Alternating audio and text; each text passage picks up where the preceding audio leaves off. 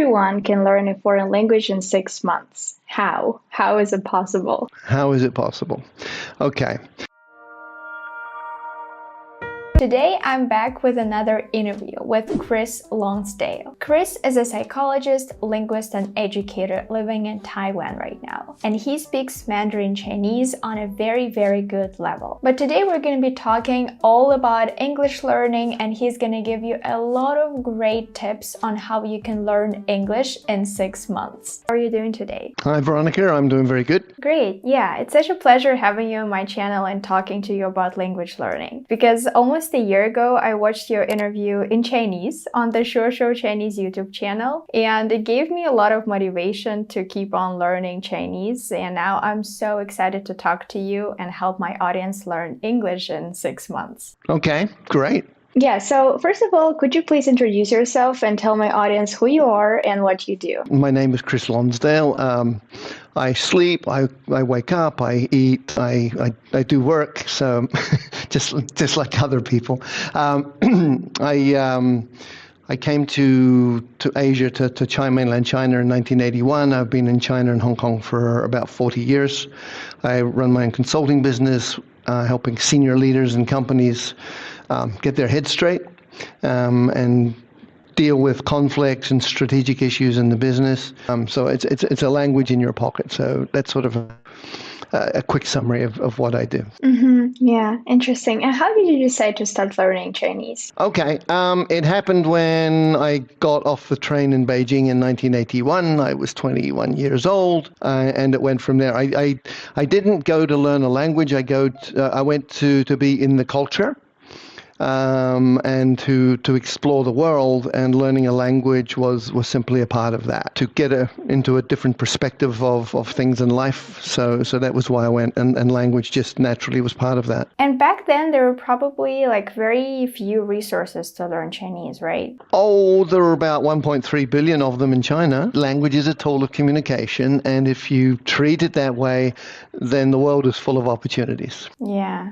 Then the world is your oyster, right? The world is your oyster, exactly. You know, I learned something really interesting. The Chinese don't understand each other. So I would take train trips around China, and they'd be talking to each other, and they had different accents, and they wouldn't understand. So they would hold up their hands, and they would draw characters with their finger on their hand to explain what they mean. So it's a country united by a common script more than a common tongue. I have some friends from Fuzhou, and they speak in this dialect instead of like Mandarin Chinese. Obviously, they understand Mandarin Chinese, but still, they prefer, like among themselves, with their friends and family, they prefer to use this dialect, and I don't understand it at all. No. Well, the Fujian dialect is really quite different. You've got Cantonese. You then have Chaozhou, which is Eastern Guangdong province, which is very different again. You have the Hakka, which is the Kejia, which is the guest people who have their own dialect, and they sort of are habited all over southern China in pockets. You have Fujian, you have Sichuan dialect, which is very strong and very different. So there's quite a few really big differences in China. Mandarin, of course. You have a really, really famous TED Talk. Your TEDx Talks video has over 27 million views nowadays. There you say that everyone can learn a foreign language in 6 months. How? How is it possible? How is it possible? Okay. Well, you have to spend more than 5 minutes a day. The reason for that title was the experience that we had. I wrote a book called The Third Year, 1, 2, 3 years. You can learn any language. And many people from different countries took that book, read it, and then they used it to go in country and learn a language in country. So an Indian girl went to Chile, and she was fluent in 6 months. An Australian guy went to China, he was fluent in Mandarin in 6 months. A girl from Australia went to Brazil. She was fluent in 6 months, and fluent to the level that they could get hired in companies requiring bilingual skills to be a sales manager or manager of diversity or something else. So these were senior roles. These were not sort of bottom of the heap. So what was coming back very clearly was when people were using the ideas that I talk about, then if you use the language then you're going to be competent to fluent in 6 months, basically. It seems to be the timeline. Some people can do it much faster, because maybe they already have another couple of languages that they've learned. People who are monolingual will be a little bit slower because they have some issues in how they think about language which get in the way. They think that the sounds for things are the things, and it's really hard to break that. Since you speak English, I assume you speak Russian as well, right? Yeah, Russian is As well, right? yeah, Russian is my native language. So, and your English accent is very, very American and very clear. So you would understand that they're just labels for things. Words are labels for things. But monolingual people don't get that. Monolingual people think that the sound is the thing, and to break that in their mind is a little bit tough. So it can be a little bit slower for them to start with. But in general, it was 6 months if you're using it to communicate, treating it as a tool. If it's relevant to you, then yeah, that's a sort of fairly average sort of time frame. So yeah, with the help of this book, people can, I guess, learn some principles, right, that they can use to learn a language in 6 months. Exactly. And then the TEDx talk, after many years of experience and seeing people using our product, it was very clear what some of the core messages had to be for people to understand. So, it's got to be relevant to you. If it's not relevant to you, you're not going to do anything about it. You have to treat it as a tool. You have to understand that it's a physiological process. You're not sort of learning concepts. You're actually learning to use your body. You're learning to use your face, your mouth, your ears. It's very interesting because when I watch anything in English, like YouTube videos, or especially with TV shows and different actors, especially those that I really like, I try to mimic their pronunciation, sometimes, not throughout the whole show, obviously. And I feel like it helps me improve my accent a lot. And what do you think about this approach? Absolutely. That's what you need to do. That's what babies do when they're learning their mother tongue. If you try and do a language by keeping your old accent, it's not going to work. So a great story was in Africa, this English person spoke to a black person, but she spoke in Swahili using an English accent, and the African guy goes, I have no idea what she's saying. You've got to get into the physiology of the language. So for instance, if I start speaking to you now in a little bit of Scots accent, you'll discover that my facial expressions and everything else have changed. It's not the same as I'm talking to you with my other accent, right? So it's a whole body phenomenon, and when you understand that and you actually decide to be like a child and play with it, then it becomes a lot of fun and you get the outcomes you're looking for. Is it the only way that people can... is it the only approach people can use to improve their accent, or are there any other good ways? One of the things is you just have to listen a lot. So for instance, did you practice your American accent?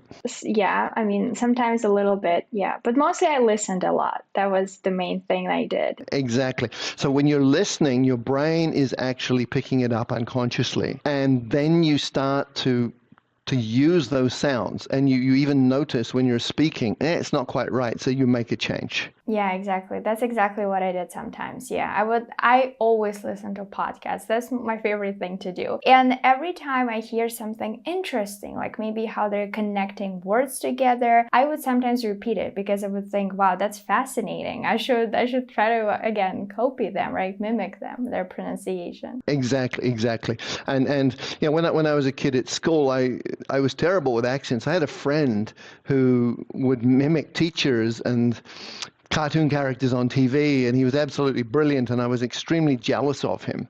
But then there was this Scottish comedian by the name of Billy Connolly, and he and I used to both listen to him. Very, very, very funny. I realized the only way to tell those jokes was to do it with a Scottish accent, because if you tried to do it with an English accent, it was really weird. So I literally practiced that to just mimic that accent. And the result of that was I was in Beijing, and I met a group of people from Scotland, and I was chatting with them. And I tried for 2 hours to convince them I was not from Scotland and had never been to Scotland in my life. But I did that using the Scottish accent, all right? And they would not believe me. It was so funny. I think yesterday I was listening to an episode and the guy there, he's from upstate New York, but his whole childhood he watched British TV. And he has like the best British accent there is. And like every single time he meets a new person, obviously he can speak with an American accent too, but he always try to use his British accent to just, you know, make fun of them. He's like, guess where I'm from? All of them are like, English? He's like, no, I'm from New York. Well, the funniest thing with the YouTube video, very early on, people coming on and arguing about where my accent was from, and some were saying I was Irish, some were saying I was American, right? There was a whole bunch of people with opinions. So I came in, I said, actually, here is the origin of my accent. Being in Hong Kong, you need to sort of roll your R's a little bit so people can hear them. You need to slow down a little bit. There's a bunch of things you do so non-native English speakers can understand. You've also got a lot of Americans, a lot of Canadians, some Brits there. So it's like a hodgepodge of different accents from different places. Yeah. And even sometimes when, again, I watch like a British TV show, I never practiced the British accent before. And I try to speak with an American accent, like always, exclusively. But sometimes I just realize that I do pick up certain patterns of the British accent. And yeah, sometimes it's just a little bit confusing to me, especially after I watch too much of British TV. And I also wanted to talk to you about like this concept of having a talent towards foreign languages, because a lot of people, even like when I was a child, it's very common in Russia for people to think that you have a talent for certain things. But I really like your opinion, like again, in your TED Talk, you said that like talent, it doesn't matter. And like immersion, you also talked about immersion in a country. They're not important when we're trying to learn a language. Why? Why are they not important? How do we put this? It's not that talent's not important, it's that everyone born has a talent for learning a language. Just for learning, for anything really, I think. It's just persistence, right? Well, it's persistence, but it's also, as babies, we learn a language by ourselves with no one teaching us. By the time we get to school and they start teaching us, we actually already know the language, right? That's sort of the bottom line. So it's not so much about this person has this talent and this person doesn't have this talent. It's if a person didn't have a talent for language learning, they would not be speaking their mother tongue. Now, there are some people who speak a mother tongue really well and some people who don't speak it so well. That will sort of define how well they speak a foreign language. How good you are at your mother tongue sort of gives you the bounds of what you can do in a foreign language. But I think it's also like human psychology. If we fail, we don't want to, a lot of people don't want to say that it's their fault. They want to say, oh, I just don't have a talent. You have the talent for foreign languages, but I don't. Yeah, they just don't want to admit that they don't, study hard enough. They haven't even failed. They don't try because they feel they might fail. The way to deal with that is, say you make a sound wrong. What's the worst that can happen? Is planet Earth going to explode? That's actually a very good question to ask yourself. And sometimes, every single time that I have to do something a little bit uncomfortable for me, I always ask myself this question, like, what is the worst that's going to happen if I do that? Yeah, I might just feel a little bit uncomfortable talking to this person or asking this question, but that's it. That's the worst that's going to happen. Exactly. And, a few times of that and you discover that nothing bad happened, so you're going to be fine. And what about the immersion in a country where the language you want to learn is spoken? So many people nowadays, unfortunately, we can travel that freely right now. It's overrated and misunderstood. Okay. So you will see adults going to another country and immersing, and they are dealing with other adults who are speaking adult to adult, and they can't find a way in, right? So you'll see people who have moved overseas, they've lived there for 20 years, they still don't speak the language. That is very, very common, okay? So this idea of immersion, you have to actually take it a lot deeper. You need to find people that you can talk with, right? So for you, you're listening to podcasts, right? Some people might watch football. It could be anything. You meet a friend who doesn't speak your language. You decide to learn theirs. You have these really simple interactions. It grows over time, right? So it's not immersion in the culture per se.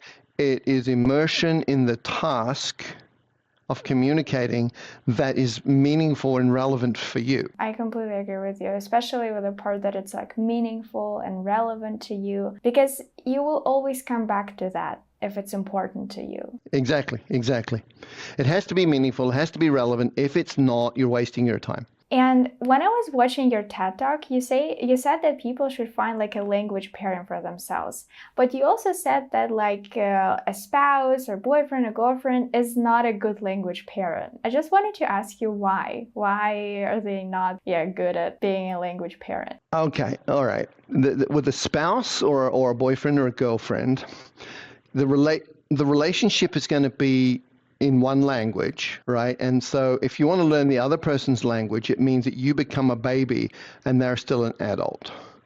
So it changes the power distance between the two people, right? And that can be quite disruptive in the relationship. So that's why I say a spouse is not particularly good.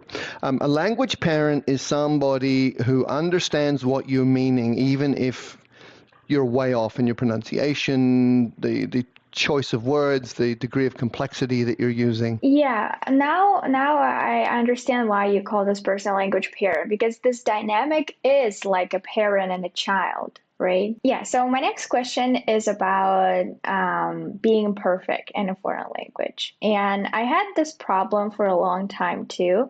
I was struggling. I mean, it's also like more like of a personal problem, just being perfect in general. So many people want to become like fluent, advanced, perfect for them in a foreign language. And what advice would you give to those people who have anxiety of not being perfect in a foreign language? Okay, so explain to me how you can be perfect at using a screwdriver. I mean, using it how it's supposed to be used. Well, how about being perfect at driving? Yeah, that's more complicated. Right. So what is perfect? Have you listened to people speaking Russian? And how often do they stop midway, stutter, change the words, go back, use the wrong word, get lost in their head? So the question is, why do people give themselves a target for a foreign language which is higher than the target they've accepted for their mother tongue? There's so much leeway when we're speaking our native language, right? We just don't really care. We're like, it's my native language, it's my mother tongue. I don't know everything, so I can make as many mistakes as I want. Exactly. And it's not even mistakes, it's just sometimes your thinking is not keeping up with your mouth. Sometimes you really, because what you're doing when you're speaking a language is you're going internal, you're trying to find the internal representations of what you're talking about, then find the words to match it. And sometimes you can't quite find a word that really does the job for what you're trying to do. So there's all of these dynamics going on.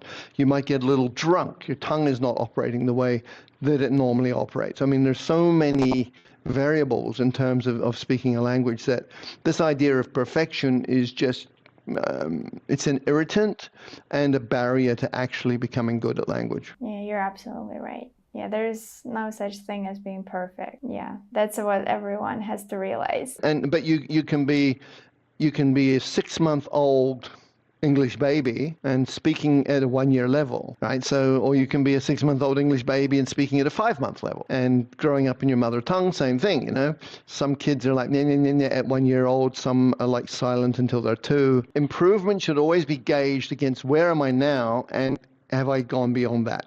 What do I want to do next that's better than where I am? Not having this idealized thing called perfection and being a million miles away from it, because that is soul destroying and not helpful. Yeah. There's always room for improvement. Yeah, exactly.